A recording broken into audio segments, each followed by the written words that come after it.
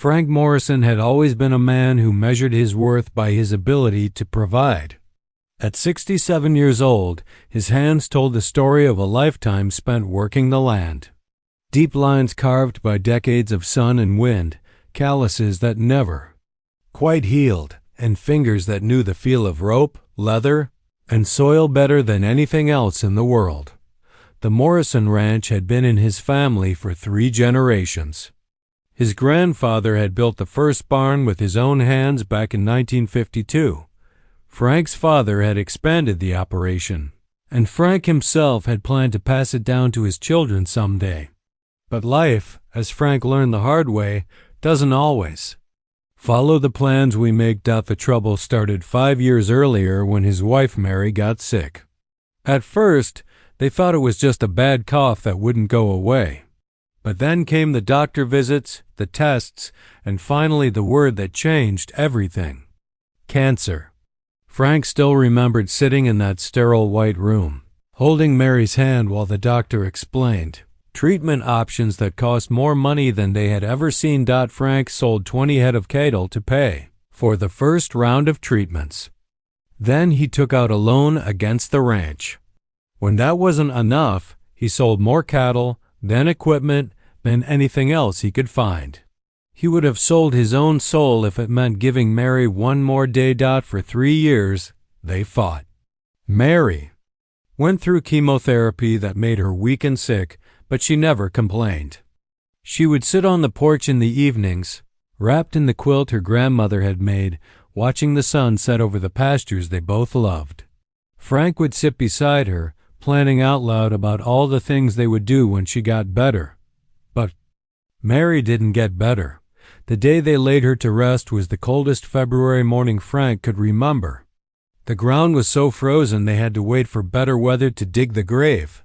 Frank stood there in his only good suit, watching them lower the woman he had loved for 40 years into the earth, and something inside him broke that never quite healed. After the funeral, Frank tried to keep the ranch going. But the medical bills kept coming. Insurance had covered some of it, but not nearly enough. The treatments, the hospital stays, the medications that cost hundreds of dollars a bottle, it all added up to a mountain of debt that seemed to grow taller every month. Then came the drought. Montana had seen dry spells before, but nothing like this. For 18 months, the sky stayed empty. The grass turned brown and cracked. The pond where the cattle drank became a patch of dried mud. Frank watched his remaining herd grow thin and weak, knowing he couldn't afford to buy the feed that might keep them alive. By the time the rains finally came, it was too late. Frank had lost almost everything. The bank came calling with papers he couldn't understand and deadlines he couldn't meet. His lawyer, a young man who seemed genuinely sorry about the whole situation, explained that foreclosure was just a matter of time. Frank spent his last night at the ranch sitting on the porch, where he and Mary used to watch the sunset. The house felt enormous and empty around him. Every room held memories that hurt too much to face. He packed one duffel bag with his clothes, took one last look at the land his family had worked for 70 years, and walked away. Cedar Falls had a homeless shelter that operated out of the basement of the Methodist Church. Frank had driven past it 1,000 times over the years, never imagining he would someday need its services. The woman at the front desk was kind but tired, like she had seen too many stories like his. She handed him a towel, a bar of soap, and pointed him toward a row of cots that would be his bed for the foreseeable future. The shelter served dinner at 6 o'clock every evening. Frank learned to get in line early, not because he was particularly hungry, but because it gave him something to do. The days were long when you had nowhere to go and nothing to do. The shelter opened at 7 in the evening and closed at 7 in the morning, which meant 12 hours a day of wandering around town, trying to look busy. It was during one of those dinner lines that Frank first noticed the 2 women who seemed different from the regular volunteers. Most of the people who helped at the shelter were church members doing their duty, which Frank appreciated but found impersonal. These two women actually talked to people, asked their names, remembered details from one visit to the next. Maria was the younger of the two, probably in her 30s, with kind eyes and a Spanish accent that reminded Frank of the ranch hands who had worked for him over the years. She served the main dishes and always made sure everyone got a fair portion. More than once, Frank saw her quietly slip extra food onto the plates of people who looked like they needed it most. Janet was older, maybe in her 40s, with graying hair she kept pulled back in a practical ponytail. She worked the dessert station and had a way of making conversation that felt natural, not forced. She asked Frank about his day the way someone might ask a neighbor over the fence. Not like she was talking to a homeless person she felt sorry for. Frank tried to keep to himself at first. He wasn't used to being on the receiving end of charity, and his pride fought against every free meal, every donated blanket, every small kindness that reminded him how far he had fallen. But the shelter was a small place, and it was hard to avoid conversation entirely. One evening, while Frank was cleaning his tray after dinner, Maria approached him. She had noticed the way he organized his few possessions with military precision, how he helped other residents without being asked, how he always thanked the volunteers even when he clearly didn't want to be there. "You know," she said, wiping down the table next to him, "my boys would love to hear some ranch stories. They're obsessed with cowboys and horses, but they've never met a real rancher." Frank looked up, surprised.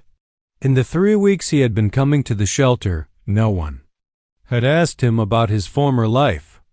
Most people seemed to assume that if you were homeless, you had always been homeless, that you had no history worth knowing about. "I don't know that I'm much good with kids," Frank said, but something in his voice suggested he might like to try that. Simple conversation was the beginning of everything that came after. Neither Frank nor Maria knew it at the time, but they had just taken the first step toward changing all of their lives in ways they never could have imagined. Over the next few weeks, Frank found himself looking forward to dinner at the shelter in a way that surprised him. It wasn't just the food, though Maria's cooking was better than anything the regular volunteers managed to put together. It was the conversations that started to happen naturally, the way Janet would ask about his day as if his answer actually mattered, the way Maria's face lit up when he told stories about life on the ranch. Frank learned that Maria worked as a nurse at the county hospital, pulling long shifts that left her exhausted, but somehow never too tired to volunteer at the shelter twice a week. She had twin boys, 8 years old, named Carlos and Diego. She talked about them constantly, the way all good mothers do, sharing their latest adventures and mishaps with anyone who would listen. Carlos wants to be a cowboy when he grows up, Maria told Frank one evening while she helped him clean tables after dinner. But Diego thinks cowboys are just made up for movies. "I keep telling them both that cowboys are real people with real jobs, but they don't believe me." Frank smiled, the first real smile anyone had seen from him in months. "Well, your Diego's not wrong about the movies making it look different than it really is. Most days, being a rancher is just hard work and worry. But there are moments." He paused, remembering sunrise rides across open pasture, the satisfaction of helping a calf take its first steps, the peace that came from working alongside animals that depended on you. There are moments when it's the best job in the world. Janet's story was different, but equally compelling. She had been married for 15 years to a man who decided one day that small-town life wasn't exciting enough for him anymore. He left her and their 12-year-old daughter for a younger woman in the city, leaving behind a mountain of debt and a daughter who couldn't understand why her daddy didn't want to live with them anymore. "Lucy's been asking a lot of questions about men lately," Janet confided to Frank one evening. "Not in a dating way, just trying to understand why some men stay and some men leave. I don't know what to tell her because I'm still trying to figure that out myself." Frank listened to these stories with the careful attention of someone who understood loss. He found himself offering small pieces of advice, sharing memories of Mary that helped him process his own grief, and gradually opening up about the life he had lost. It was Janet who first asked the question that everyone was thinking, but no one wanted to voice. They were stacking chairs after dinner, and Frank was moving with the careful efficiency of someone who had spent a lifetime organizing tasks around the farm. "Frank," she said quietly, "what happens during the day, when the shelter's closed?" Frank stopped what he was doing, suddenly aware that his secret was out. He had been spending his days walking around town, sitting in the library when it was open, nursing single cups of coffee at the diner when he could afford it, and generally trying to stay invisible until evening came and he could return to the shelter. "I get by," he said, but his voice lacked conviction. "That's not really an answer," Janet pressed gently. "Where do you go for 12 hours every day?" Frank looked at this woman who had been nothing but kind to him, and something in her eyes made him tell the truth. "Nowhere in particular. I walk around mostly, tried to stay out of people's way." The silence that followed wasn't uncomfortable, but it was heavy with understanding. Maria, who had been listening while she wiped down tables, stopped her work and looked at Frank with an expression he couldn't quite read. That night, after Frank had returned to his cot at the shelter, both women went home thinking about the same thing. Neither of them knew what the other was planning, but they both came to similar conclusions about what needed to happen next. Maria lived in a small rental house on the east side of town with her 2 boys. The house was nothing fancy, but it had something most people took for granted: a converted garage that had been set up as a workshop by the previous tenant. It had electricity, a small space heater, and most importantly, it had a door that locked. Maria had been using it for storage, but looking at it with fresh eyes, she realized it could easily be converted into a simple living space. Janet's situation was different, but equally promising. After her divorce, she had moved back into her grandmother's old farmhouse on the outskirts of town. The house was too big for just her and Lucy, with bedrooms that stayed empty and common areas that echoed with loneliness. More than that, the property needed work that Janet couldn't afford to hire out. The barn needed repairs, the fencing was falling down, and the small garden her grandmother had loved was being overtaken by weeds. For 3 days, both women carried their plans around like secrets, trying to work up the courage to make an offer that might be refused. They both understood that Frank was a proud man, that accepting charity would be harder for him than sleeping on a cot in a church basement. On Wednesday evening, Maria made her move. She waited until after dinner, when most of the other residents had scattered to their evening activities, and approached Frank while he was reading a day-old newspaper someone had left behind. "Frank," she said, settling into the chair across from him, "I have something I want to run by you." Frank looked up, immediately wary. Experience had taught him that conversations that started this way usually involved people wanting something from him that he couldn't provide. "My house has a garage that's not being used for much of anything," Maria continued. "It's got heat and electricity, and I could put a bed out there, maybe a small table. The thing is, I've got a list of repairs as long as my arm that I can't afford to pay someone to fix. Leaky faucets, a back door that won't close properly, some loose boards on the front steps." Frank started to shake his head, but Maria held up her hand. "I'm not offering charity," she said firmly. "I'm offering a trade. You fix what needs fixing, I provide a place to sleep and meals when you want them. It's business, not charity." Before Frank could respond, Janet appeared at his elbow as if she had been waiting for exactly this moment. "Frank," she said, slightly out of breath, "I need to talk to you about something." The 3 of them looked at each other in a moment of sudden understanding. Maria started to laugh first, then Janet, and finally Frank joined in despite himself. "Let me guess," Frank said. "You've got some work that needs doing too." Janet nodded, embarrassed but determined. "My place is bigger, but it's further out of town. There's a barn that's about to fall down if someone doesn't shore it up soon. And Lucy's been begging for years for someone to fix the old chicken coop so we can get some chickens."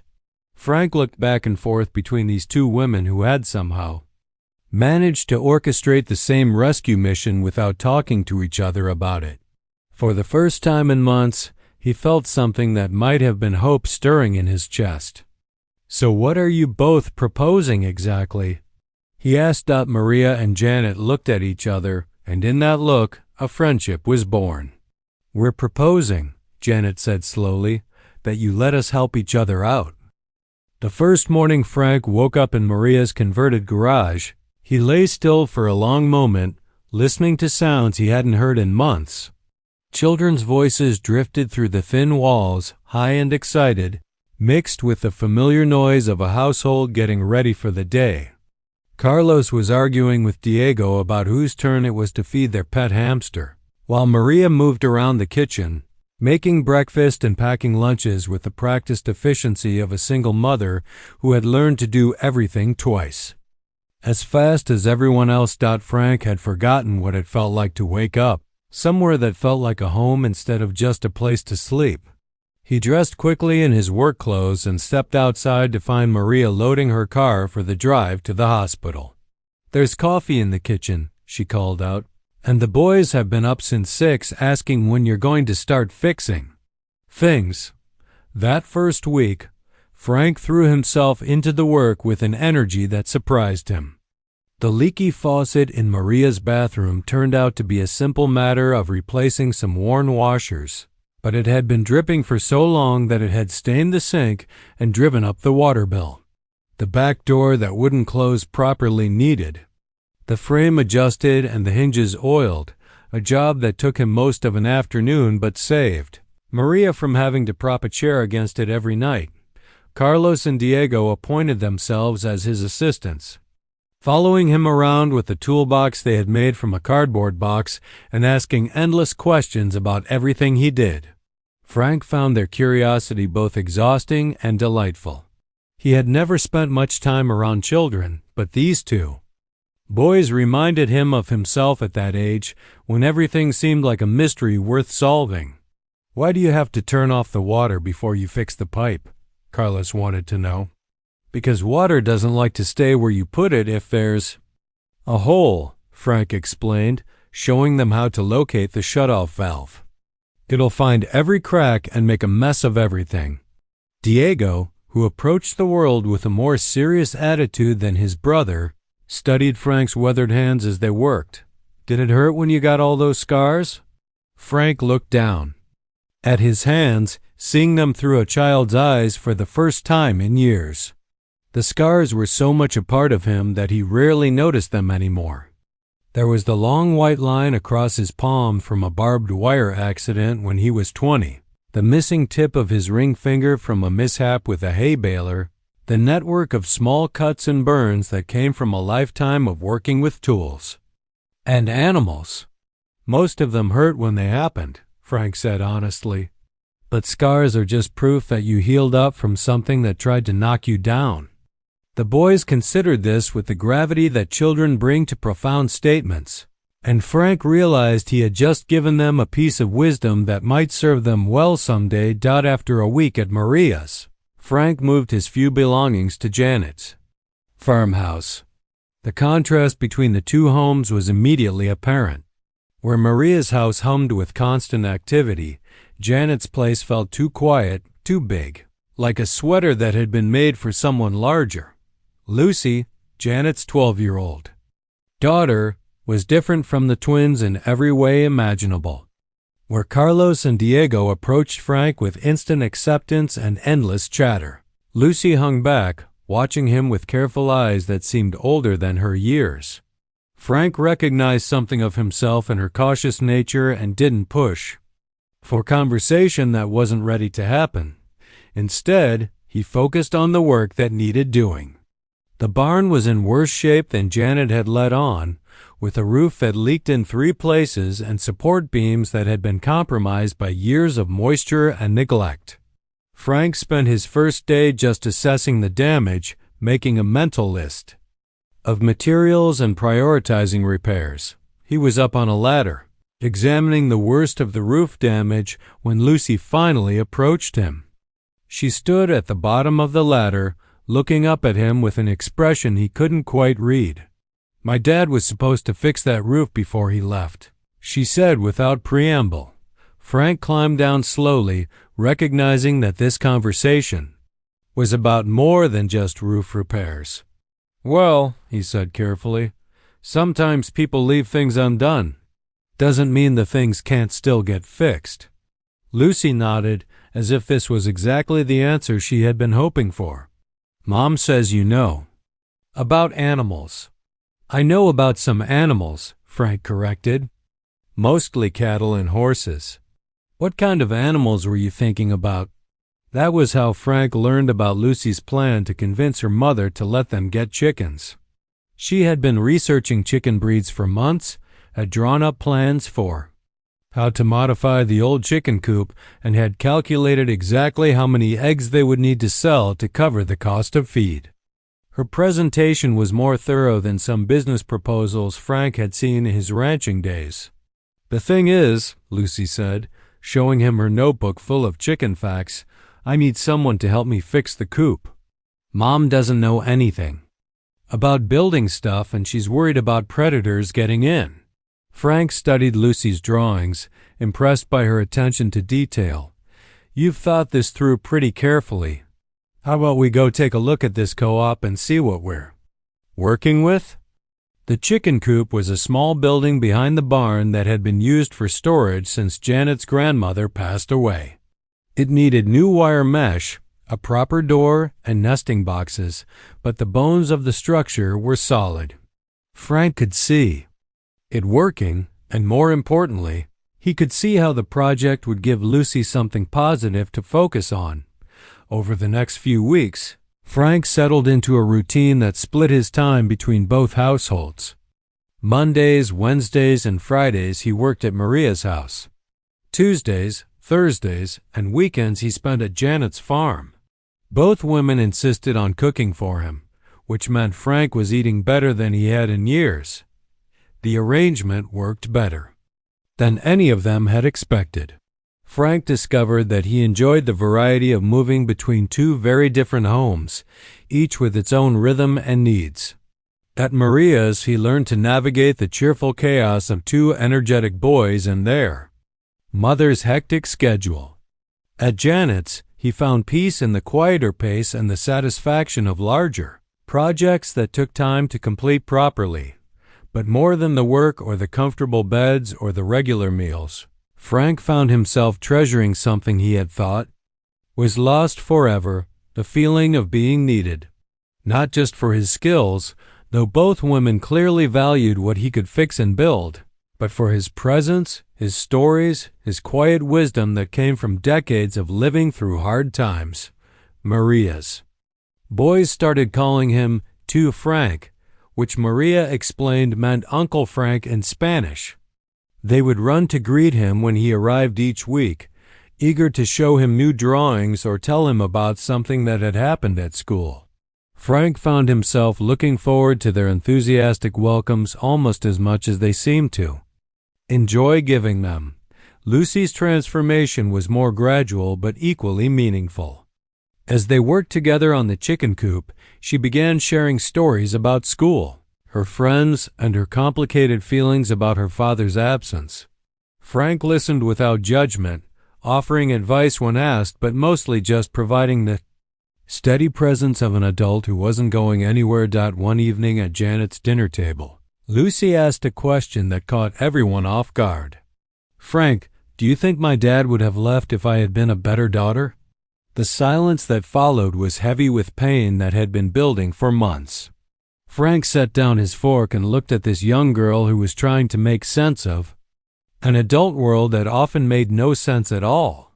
"Lucy," he said gently, When a man leaves his family, it's never because of anything his children did or didn't do. It's because of something broken inside him that has nothing to do with you." Janet's eyes filled with tears, but Lucy nodded solemnly, as if she had been waiting months for someone to tell her exactly that. Later that night, after Lucy had gone to bed, Janet and Frank sat on the front porch, listening to the sounds of the countryside settling in for the night. "Thank you," Janet said quietly. She's been carrying that question around for months, and I didn't know how to answer it. Frank rocked slowly in the old chair that had belonged to Janet's grandmother. "Sometimes it takes an outsider to say the things that need saying. You've been doing a fine job with her, Janet. She's a good kid with a good heart." "We all are," Janet said. "Good people with good hearts, I mean. Even you, Frank Morrison, though I suspect you don't quite believe that about yourself yet." Frank didn't answer, but he tucked her words away like a gift he wasn't quite ready to unwrap.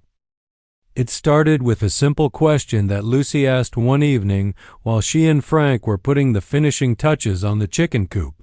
They had been working in comfortable silence, Frank showing her how to properly attach the wire mesh while she held the pieces in place. "Frank," Lucy said, not looking up from her work, "do you miss your ranch?" Frank's hands stilled on the wire cutters. In all the weeks he had been living with Maria and Janet, none of them had directly asked him about the life he had lost. They talked around it, referenced it in stories, but never confronted it head on. "Every day," he said simply. "What was it called?" Lucy pressed, with the gentle persistence that children use when they sense something important. "The Morrison Ranch," Frank said.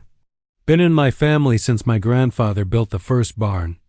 That night, after Frank had gone to bed in the small room Janet had set up for him in her grandmother's sewing room, Lucy mentioned the conversation to her mother. Janet felt her heart break a little as she listened to her daughter describe the sadness in Frank's voice when he talked about losing the ranch. "Mom," Lucy said, "couldn't we help him get it back somehow?"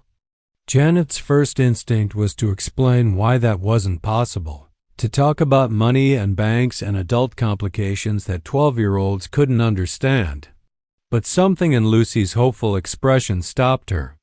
Instead, she found herself saying, "I don't know, honey. Let me think about it." The next day, Janet couldn't stop thinking about Lucy's question. During her lunch break at school, she did something she had never done before. She Googled Morrison Ranch foreclosure, Montana. What she found made her stomach hurt. The ranch had been a substantial operation, over 300 acres with grazing rights on adjacent government land. The property had been in foreclosure proceedings for 8 months, but according to the bank's website, the sale hadn't been finalized yet. There were legal complications involving water rights and environmental assessments that were slowing down the process. More importantly, Janet found newspaper articles about Frank's situation. The local paper had run a story about the drought's impact on area ranchers, and Frank's story was featured prominently. The article mentioned his wife's medical bills, the cattle he had lost, and the community's sympathy for a family that had been good neighbors for decades. That evening, Janet called Maria. "I need to ask you something," Janet said without preamble when Maria answered the phone. "How much do you know about Frank's ranch situation?" There was a pause. "I know he lost." "Everything," Maria said carefully. "Why?" "I did some research today," Janet said, and proceeded to share what she had learned. As she talked, she could hear Maria moving around her kitchen, probably cleaning up after dinner while the boys did homework at the table. "So you're thinking." "What I think you're thinking?" Maria asked when Janet finished. "I don't know what I'm thinking yet," Janet admitted. "But Lucy asked me if we could help him get it back, and I couldn't bring myself to just say no."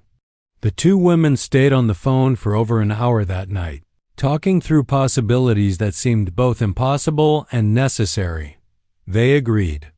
to meet for coffee the next day to discuss it further, away from listening ears and with the benefit of daylight to make their ideas seem more or less crazy. The coffee shop in downtown Cedar Falls was nearly empty on a Tuesday afternoon. Maria had gotten off her shift at the hospital early, and Janet had a planning period that she could stretch into a longer break. They sat in a corner booth, nursing cups of coffee that had gone cold while they talked. "The thing is," Maria said, "Frank's not just some guy we're trying to help. He's become family. And you don't just let family lose everything if there's something you can do about it." Janet nodded. "I've been thinking about that too. But Maria, we're talking about a ranch. That's not like raising money for someone's medical bills or helping them get back on their feet. That's hundreds of thousands of dollars." "Maybe," Maria said slowly, "but maybe not. I looked up some things too after we talked last night. The bank doesn't want to own a ranch. They want to get their money back and move on. And from what I could find, Frank doesn't owe as much as you might think. The big debt was the medical bills, and those were separate from the ranch mortgage."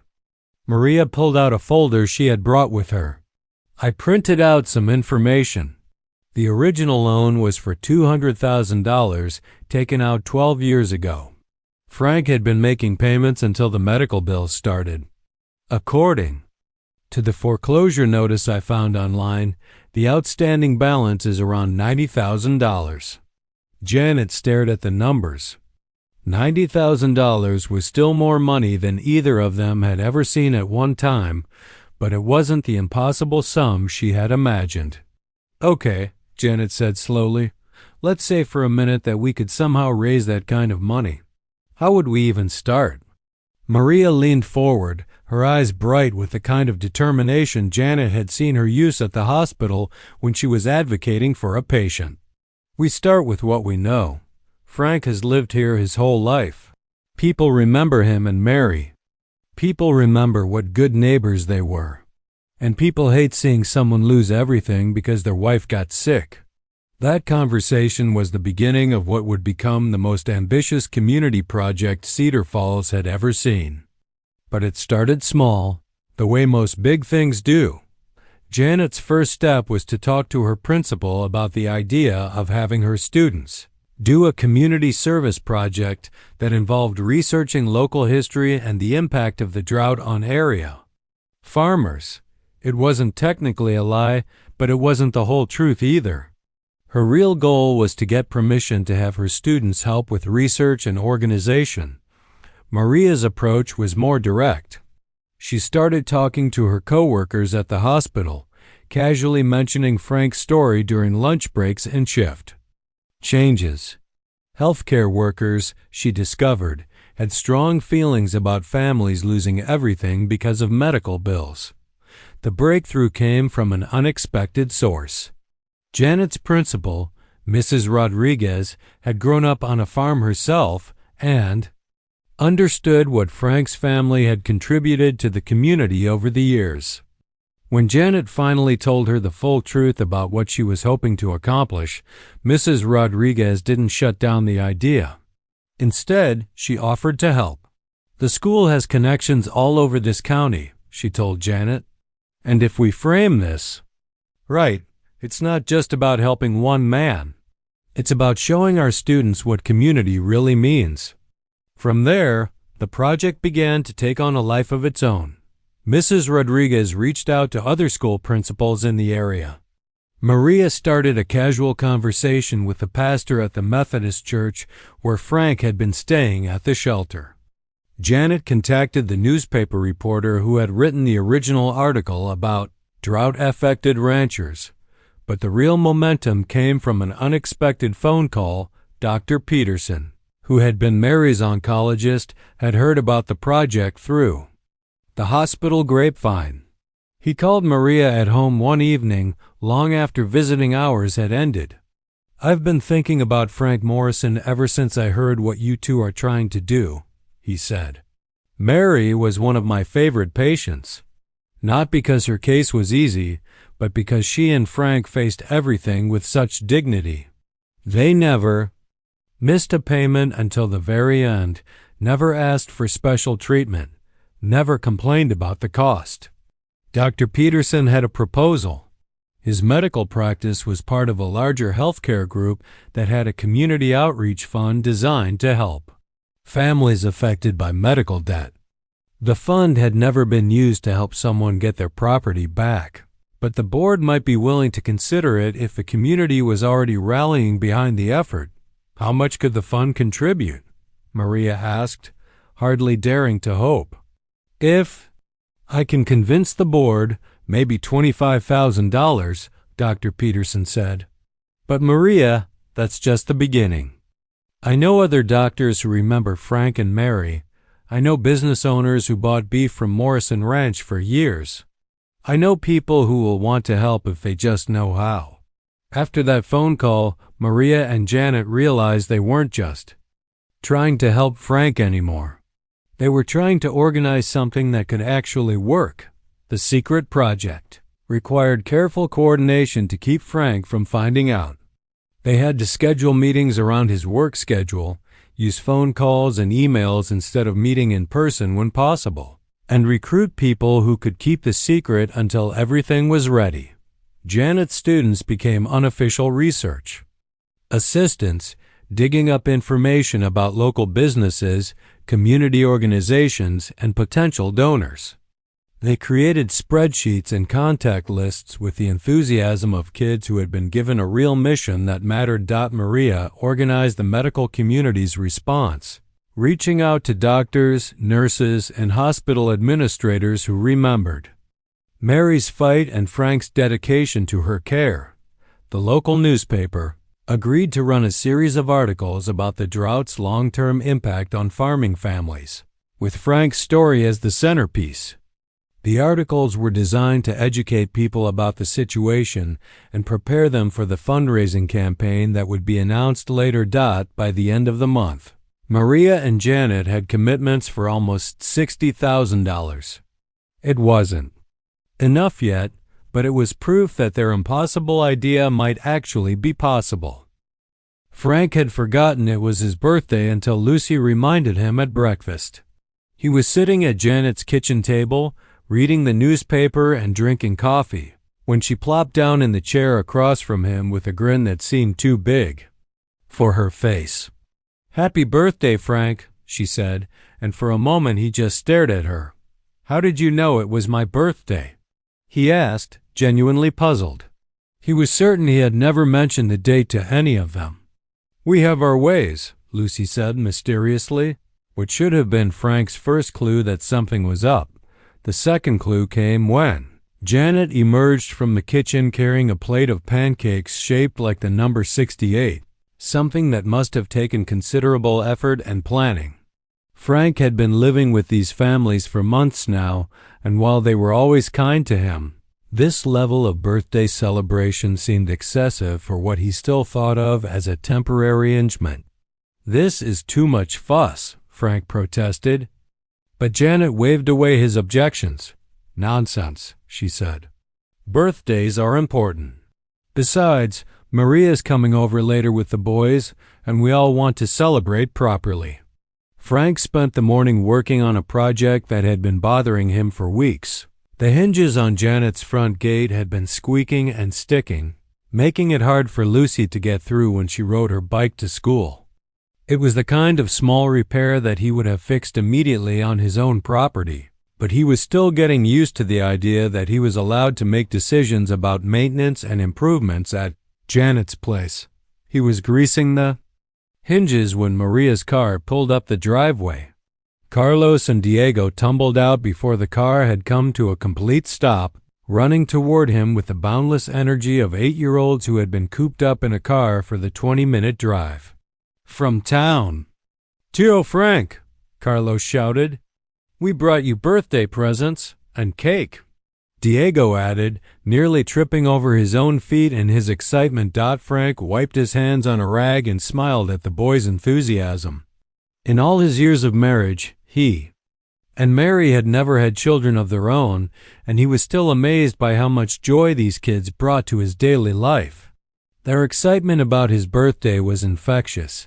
Even though he couldn't quite understand why they were making such a big deal out of it, Maria approached more slowly, carrying a cake box and wearing an expression that Frank couldn't quite read.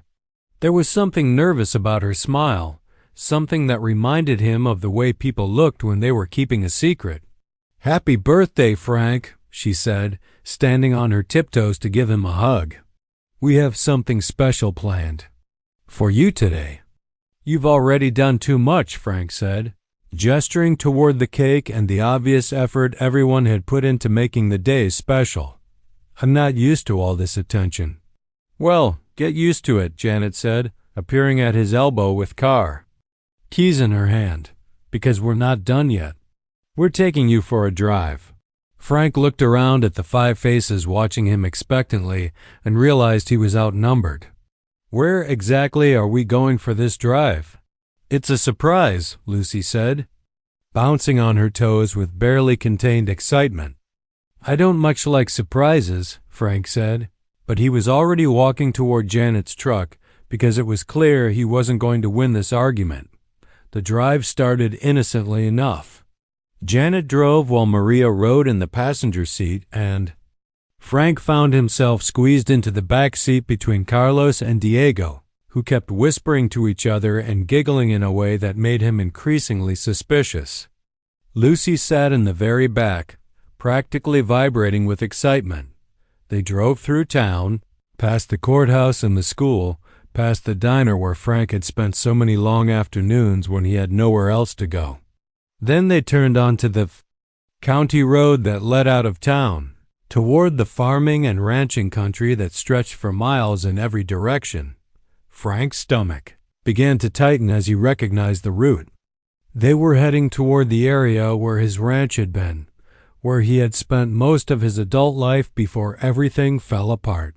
He couldn't imagine why Maria and Janet would want to take him in that direction, especially on his birthday. "Janet," he said carefully, "where exactly are we going?" "Just for a drive in the country," Janet said, but her voice had the same nervous quality as her smile. "It's such a beautiful day, and we thought you might enjoy seeing some familiar places." Frank wanted to object, to ask them to turn around and go back to town.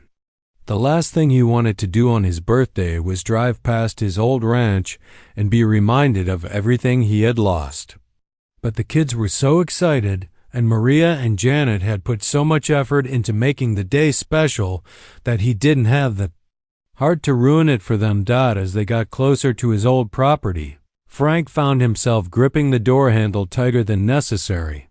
He hadn't been back to the ranch since the day he walked away with his single duffel bag. He wasn't sure he was ready to see someone else living in the house where he and Mary had shared 40 years of marriage, or to see his pastures being used by cattle that belonged to strangers. But when Janet turned into the familiar driveway, the first thing Frank noticed was that there were no other cattle in his pastures. The fields looked exactly as he had left them, empty but well maintained, as if someone had been taking care of the property while waiting for something. The second thing he noticed was the cars. Dozens of them, parked along the driveway and in the yard around his old house. Frank recognized some of the vehicles. Dr. Peterson's Lexus, Mr. Bradley's feed store truck, Mrs. Rodriguez's blue sedan from the school. "What's going on?" Frank asked, his voice barely above a whisper. Janet parked the truck near the house, and Frank could see people moving around in his old front yard. As they got closer, he realized there were balloons and banners, tables set up with food, and what looked like a small stage constructed near the porch where he and Mary used to sit in the evenings. Carlos and Diego were out of the truck before it had completely stopped, running toward the crowd of people who turned to wave at them. Frank sat frozen in the back seat, trying to process what he was seeing. "Frank," Maria said gently, opening his door, "there are some people here who want to see you." Frank stepped out of the truck on unsteady legs and found himself looking at a banner stretched between two of his old fence posts. In bold red letters it read, "Welcome home, Frank Morrison." The crowd began to move toward him, And Frank recognized faces from all over Cedar Falls. There was Dr. Peterson, who had taken care of Mary during her illness, Mrs. Rodriguez from the school, Mr. Bradley from the feed store, nurses from the hospital where Maria worked, teachers from Janet's school, parents of Lucy's classmates, and dozens of other people whose faces were familiar even if he couldn't remember all their names. "I don't understand," Frank said, looking back and forth between Maria and Janet. "What is all this?" Janet reached into her purse and pulled out an envelope that looked official and important. "Frank," she said, her voice shaking slightly, "we have something to give you." Frank opened the envelope with trembling hands and found himself looking at legal documents that he couldn't quite comprehend at first. There were bank statements, loan satisfaction papers, and a deed with his name on it.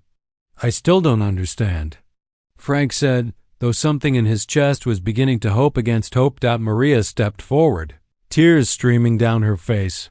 "Frank, the ranch is yours again. The community raised enough money to pay off your loan. The bank has released the foreclosure, and the property is back in your name." Frank's knees gave out, and he found himself sitting on the ground in his own driveway, staring at papers that said he owned his family's ranch again. The crowd of people was cheering and applauding, but their voices seemed to come from very far away. "How?" was all he managed to say. "Everyone helped," Janet said, kneeling down beside him. "The hospital staff, the schools, local businesses, people who remembered you and Mary and wanted to help.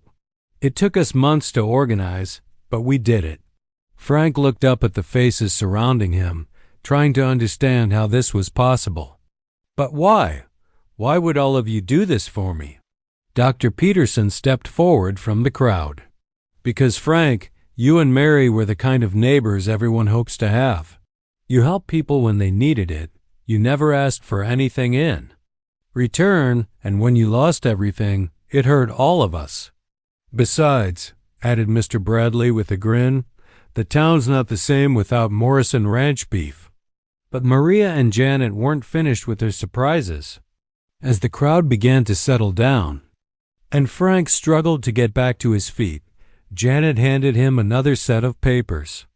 "There's something else, Frank," she said. "The properties on either side of your ranch went up for sale last month. Maria bought the one to the east, and I bought the one to the west." Frank stared at them, not comprehending. "Maria's going to set up a small medical clinic," Janet continued, "to serve the rural families out here who have trouble getting to town for health care.